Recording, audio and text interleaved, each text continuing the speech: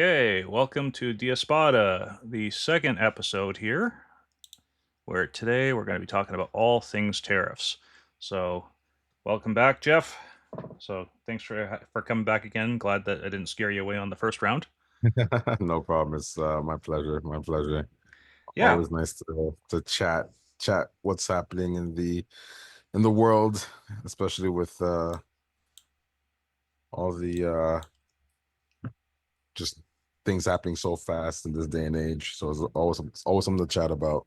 yeah, no, for sure. And one of the goals that I have here with this is that as we're going through these different discussions and we have different people coming on, it's really to kind of be more reflective. I think that one of the challenges with a lot of podcasts is that it's so reactive. There's so much going on all the time, as you said. And so, doing this on a weekly basis at least allows us to kind of go back and go, okay, what are some things that have happened, maybe in the last week or just in our case tonight, just the last, 3.5 months right now. So Mhm. yeah. So I guess just to kind of introduce the topic for tonight, as I said, we're talking about tariffs and specifically the question of, are tariffs good or bad?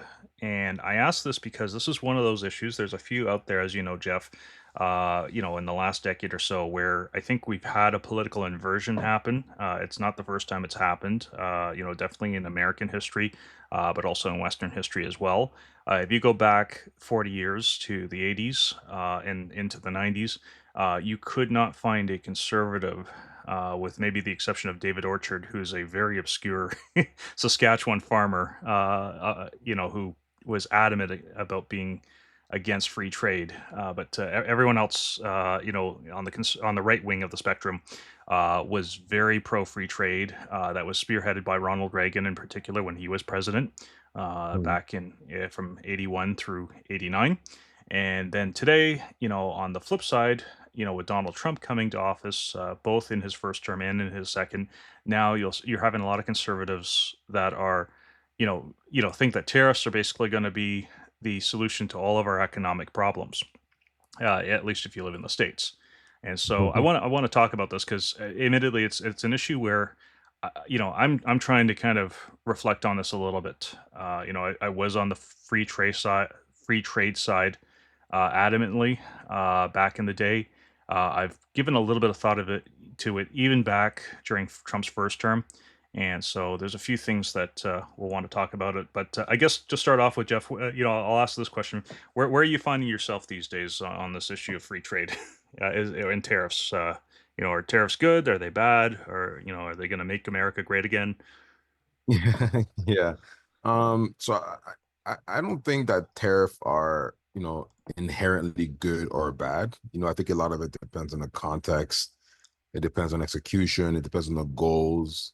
Um, so I don't think they can be good or bad. I think it just really depends on a bunch of different factors. You can argue that tariffs are good in the sense that they can help protect local industries, right? They can shield workers from, unfair competition, or they can help with reducing trade deficits. Um, um, they can also be good for negotiation leverage, right? But there's also arguments that can be made that they're bad. Like they often lead to higher prices for consumers.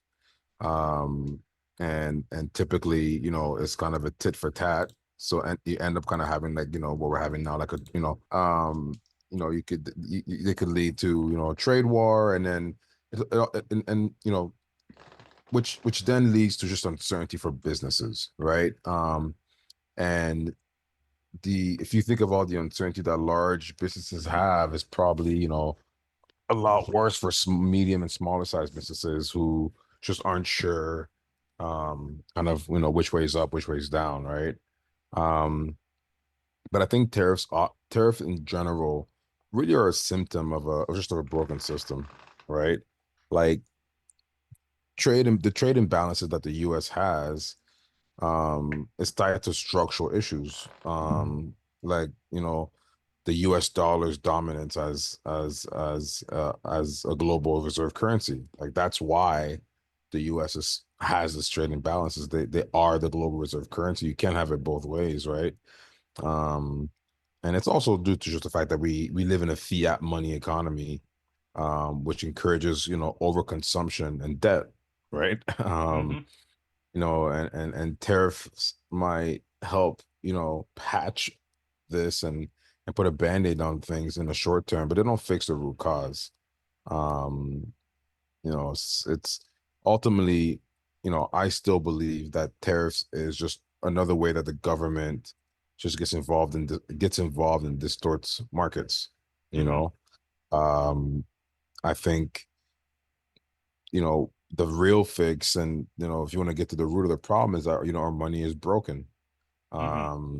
We have a broken monetary system. We have money that uh devalues infinitely. Um, and as long as that is something that's as long as as long as the government is able to print money, you have a problem. That's just the way it is because they'll never stop themselves. All right. Yeah. Um, you know, yeah, so tariffs can be a tool that you use, but I think often they lead to unintended consequences. Um, in the context of Trump, like and his tariffs, like I think he definitely has very intelligent people around him, right? And the argument's been made that he's playing, 4D chess, which is again, it's possible, right? Like I think there's been a bunch of mixed signals, but also a lot of clear signals, and it's hard to kind of decipher like what the end game is, um, in a sense of like what are they like, are they using tariff as a tool to bring, countries to the table? Are they gonna have like, the Mar-a-Lago Accord, which replaces Bretton Woods? Like what, there's so many different theories out there. And really you just you gotta just let it play out. you Yeah, know. yeah. Well, and Um on that note, maybe if I can, kind of bring this to the table as well. I think one of the things, especially for anyone who's younger listening to this here, that is getting missed in the discussion is the history of how we got here in the first place. Because I've heard President Trump say, very often that we're getting ripped off. The U.S. used to be able to make anything, and it was at the top of its game. And he has a very um, you know very optimistic view of the past, and he thinks that we can retrieve that again. There's a little bit of history that we'll get into here as well, as far as like because it's different Republican presidents that came on different sides of this issue as well. But one of the things that I think that a lot of you know younger millennials, Gen Zers, alphas, if they're listening to this as well, I guess, may not realize is how Ronald Reagan, who himself was the standard bearer of what it meant to be a Republican for a whole generation, right? Between the 40s and I'd say until Trump came on the scene in 2015, Reagan was the Republican that everyone always wanted to, every other Republican that came after him identified with. And he was very big on free trade. And the argument was that the United States was not competitive and was actually getting ripped off. Tell me if this sounds familiar to you. By the way, Reagan also did coin the term "Make America Great Again" in the 1980 primary. yeah, yeah.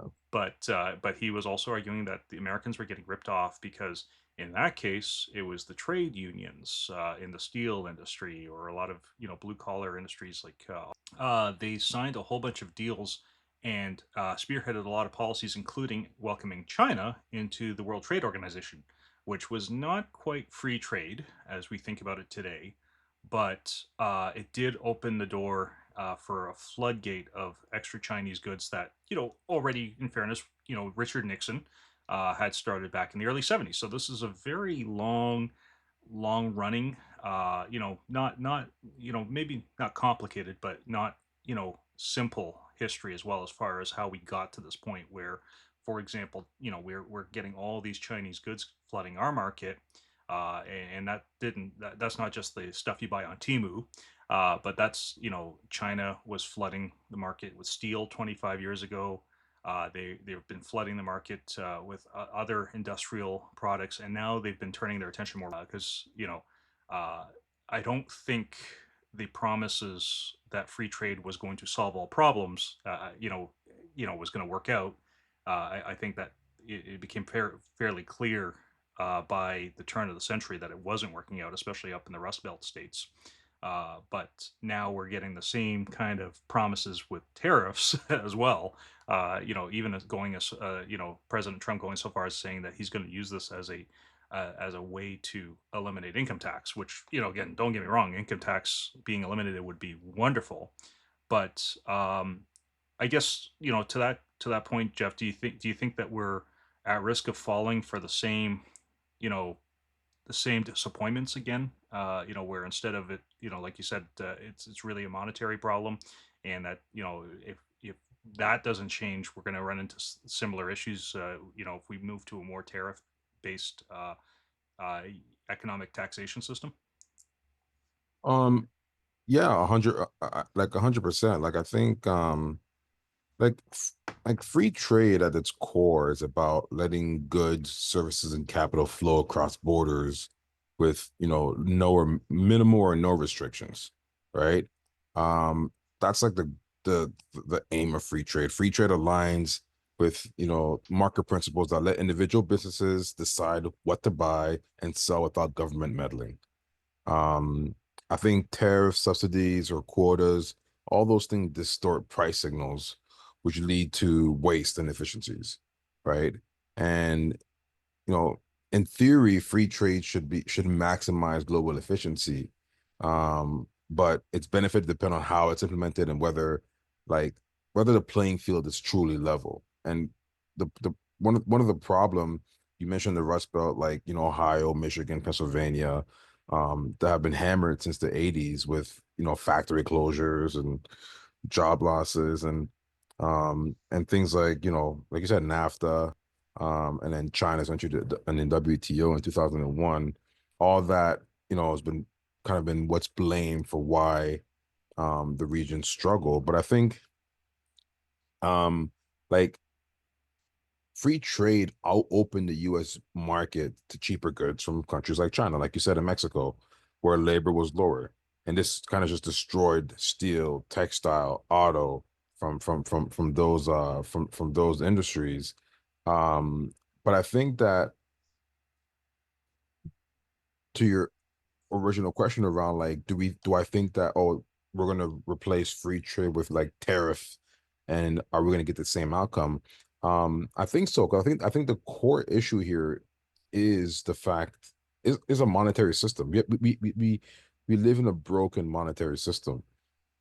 um there's this you know concept called I think we've talked about this offline, but the Triffin dilemma. Are you familiar with it? Just remind me again. Yeah, so the Triffin dilemma is essentially it was named after this economist called Robert Triffin, and it's like it's this idea that when a single country's currency, like the US dollar, serves as the world's global reserve currency, countries around the world use dollars for trade.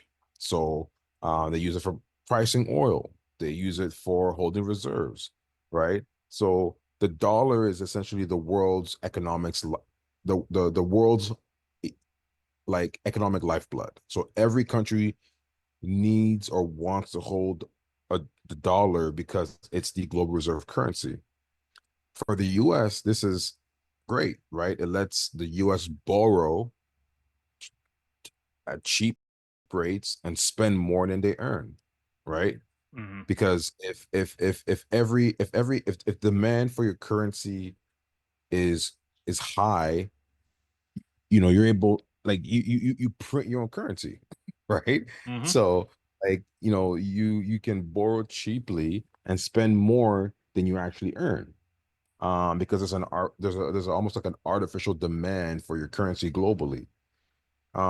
Now, to keep the world supplied with enough dollars for global trade, the US has to run a trade deficit. Hmm. It has to. Like everyone wants the dollar, like it's a global reserve currency. So like to keep the entire world supply with enough dollars for global trade to function, you have to run a trade deficit. That means that you have to import more than you export. So this floods the entire world with dollars, but it weakens the US economy over time because it hollows out industries like manufacturing, Yeah. right? And let me And ask, sorry, yeah, yeah. So let me ask this because, like, and thanks for jotting my memory there. I said it's sorry, been a long week, especially with tax season and all that. no problem. But one of the other things that President Trump has really prioritized far more than what he did when he came into office the first time in 2017, uh, you know, when he came into office this time, is getting rid of that U.S. debt. And we've heard some crazy stories about how, he might use some kind of combination of Bitcoin and gold. Basically like the proverbial print a 36 or 37 trillion dollar coin deposited in the Federal Reserve and say, there's the debt done. Um, how much of what he's doing with these tariff moves right now and kind of moving away from that system, as you said, and openly talking about removing Bretton Woods essentially as the go-to system for the world's commerce. How much of that do you think is him trying to get ahead of where he knows these things ultimately end, which is the reserve currency eventually crashes? And, I don't think many conservatives disagree that we're at a critical mass point right now where this system cannot continue on much longer. How much of this do you think is him trying to get ahead of it, whether he's playing 40 chess or checkers?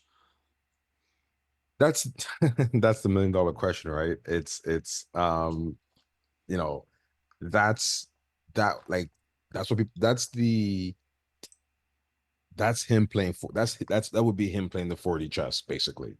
So I don't know, right? I don't know. I think because again he's been again he has a pretty intelligent group of people around him. Hmm. Um so and again that that messaging has been there. So it wouldn't be a huge shock if that was the end goal. Is like I said, it's the Mar-a-Lago Accord, where they rewrite the global, monetary rules. And we rather than a unipolar world, we have a bipolar world with like, the West, the US and its allies, and then China and its allies. And we have kind of two different systems that operate. I think really ultimately what's certain is that the world is moving away from the globalization and more towards like a isolationist type um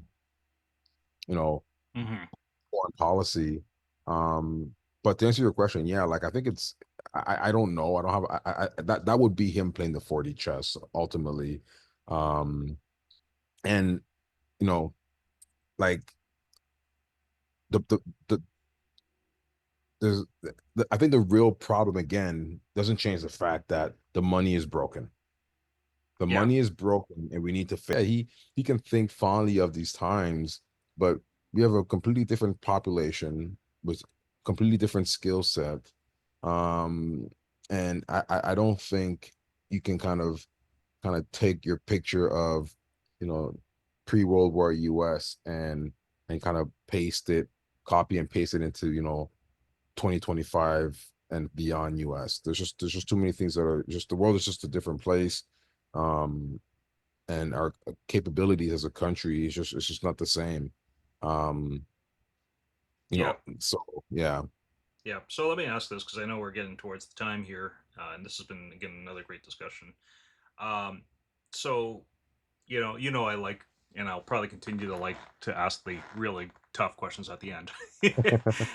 So here's the one for today: is if you happen to be driving down the road one day and you see his motorcade on the side of the road, and for some reason he needs your help, and you pull over, and he asks, "Okay, how what advice would you give me on how to get the economy back on track here, because as you've said, and we've been And yeah, I would essentially dump the gold and switch it with Bitcoin, because what ends up happening is you're actually, and I think Sailor talked about this, you end up actually bankrupting your competition, because if the US dumps its gold, Hmm.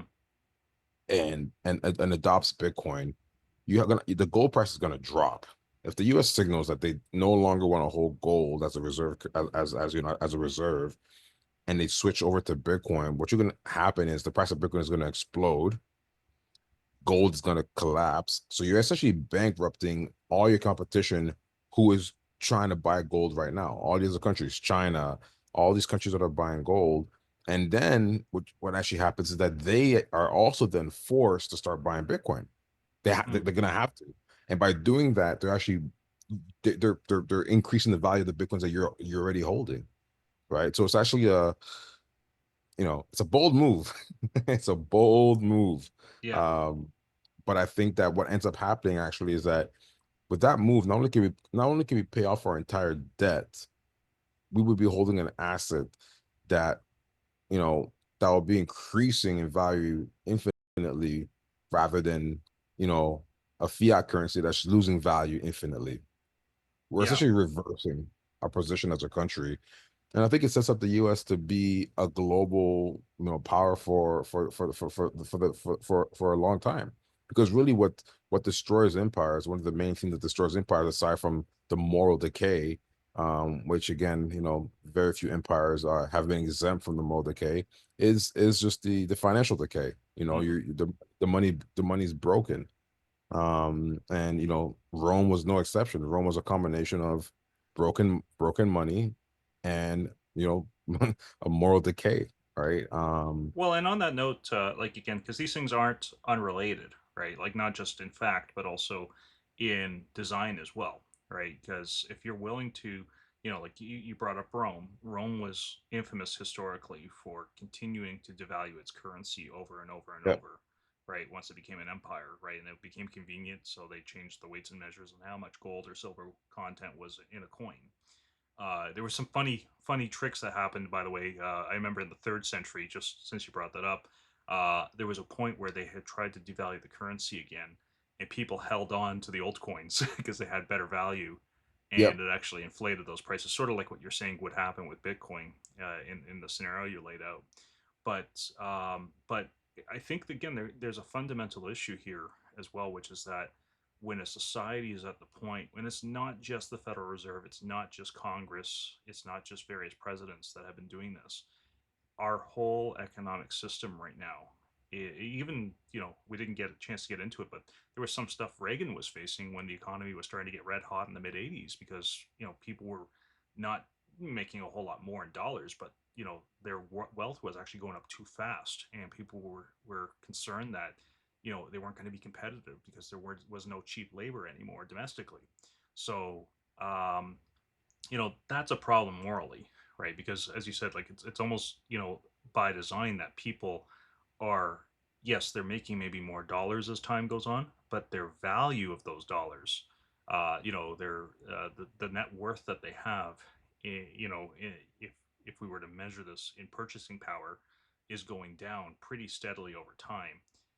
And like so that that's going to be a challenge, I think, as well, right? Even if we move to a system like you said, where we're going with Bitcoin, because there's still going to be that pressure then to adjust the system. Because from what I remember, I think it was 1986 where it became a bit of a crisis, and they decided to work with the other central banks in the world and say, okay, well, we're all going to play by the same rules here, and basically devalue our currencies together in synchronicity, and as a result, we have our system that we have today. But do you Yeah. see? I'll end with this. Do you see that as a potential threat, even if again we move to Bitcoin? We know that the Biden group, whoever was running things for old Joe there, they were making pushes to regulate Bitcoin, right? Yeah. Yeah. Yeah. So I wouldn't be concerned about that because you know everyone's tried to regulate Bitcoin. You really can't, right? In a sense, like you can make it difficult to spend. But the key with Bitcoin um that you don't have but that you have with fiat currency is that you can't print Bitcoin. There's a finite supply, and you can't just print it. If every millionaire in the world today wanted Bitcoin, They couldn't get it. There's not enough out there for them, right? So you can't solve your problem by just creating money. You can't. You have to actually create value, Hmm. right? That's the key. So a lot of the corruption, a lot of the waste, a lot of this, like, you look at like USAID, all those issues there, and you look at just, our senators and congressmen being all like millionaires. Like, just all these issues that we see with like waste is because money can be printed. That's why. Like, that's the root cause of it.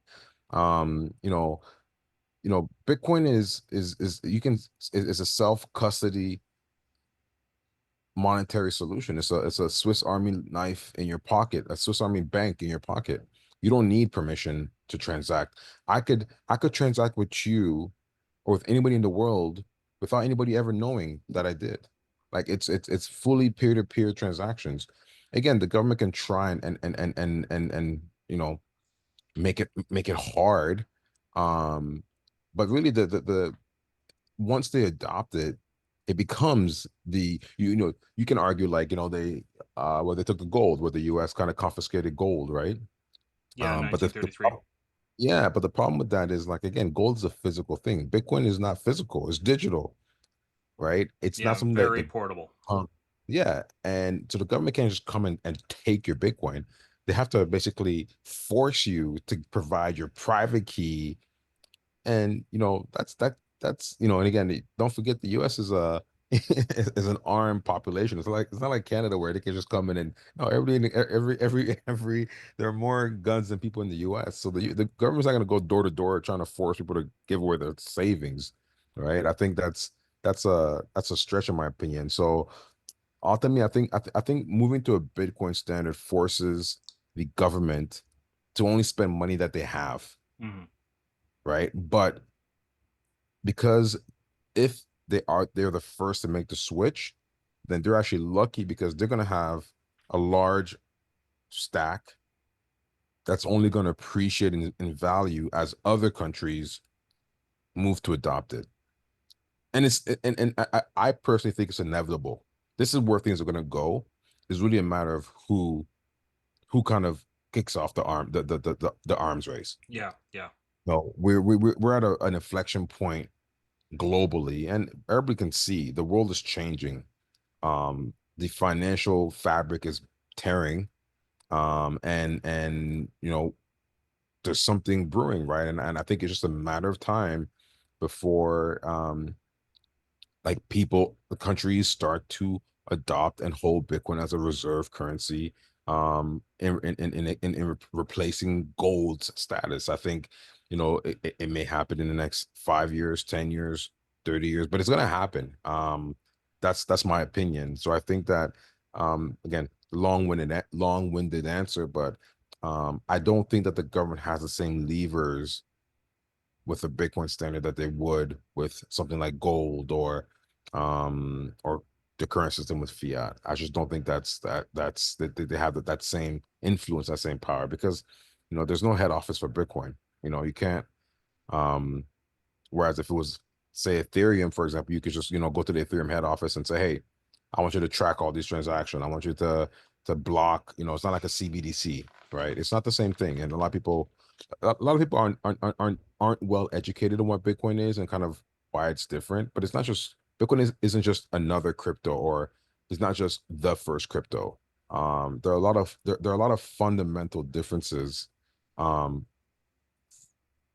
core fundamental differences that make Bitcoin different than every other crypto out there. Yeah, You yeah. know, Fundamentally, at a root core, cryptographic level, just consensus level, it's just a different. And it's, again, it's why, in my opinion, it's been the most successful one out there. And I always tell people, I'm like, if you look at the world, we live in a world that's naturally deflationary. Like, things naturally become cheaper over time. um, but the reason they don't appear that way is because the unit of measure that you're using to look at the world is inflationary.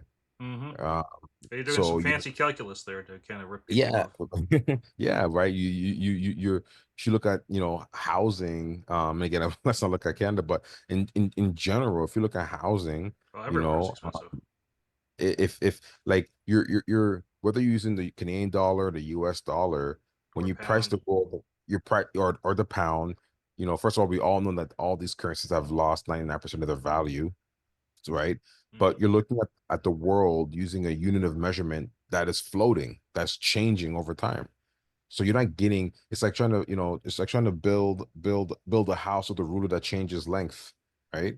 Hmm. Uh, it's impossible. But if you look at, the price of houses priced in Bitcoin, or the price of anything priced in Bitcoin, everything's getting cheaper, right? Everything's getting cheaper. And you know, 10 years ago, it would cost you probably like, 100 Bitcoin to buy a house. And then, 7 years ago, it was, 50 Bitcoin. And then 5 years ago, it was 30 Bitcoins. And then today, it's, 2 to 3 Bitcoins, you can buy a house, right? Yeah, yeah, So I think that, it's just, yeah, that I don't think they can pull the same strings with Bitcoin. I think actually that forces them to actually, again, provide value, um, versus just printing the value yeah. or printing the money. Yeah, yeah, no, no, for sure. So, and I know that we're at time here, so I want to be respectful here. Thanks, Jeff, for kind of going through this. What I'll do, just to kind of maybe kind of encourage you for a third episode together. Again, we got some other stuff that's coming up here next week, but what we can do maybe next time is we'll go through like a dedicated Bitcoin episode when we meet together.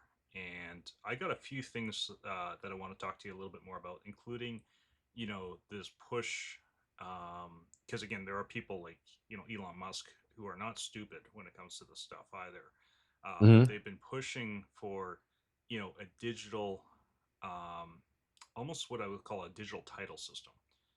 So, I want to kind of talk to you and ask a few questions along those lines and how that might, intersect with the Bitcoin conversation as well. But no, I really appreciate this. Again, this was, very informative, and, it's a nice, refreshing change from taxes. But No, yeah, any last thoughts before we wrap up for today? no, no. Listen, I was enjoy just kind of, going on my rants, especially when it comes to Bitcoin. So, um, but I think I thanks for having me again. I think this has been fun, and yeah, let's definitely do it again, and yeah, and again, new topics each time. I'm always down, and I think who knows where to lead us. Yeah, no, for sure. Well, one prediction I know that I'll make is that I have a feeling that Bitcoin's going to be worth a lot more in CAD by the next time we talk than it is today. So Oh yeah, that's a guarantee.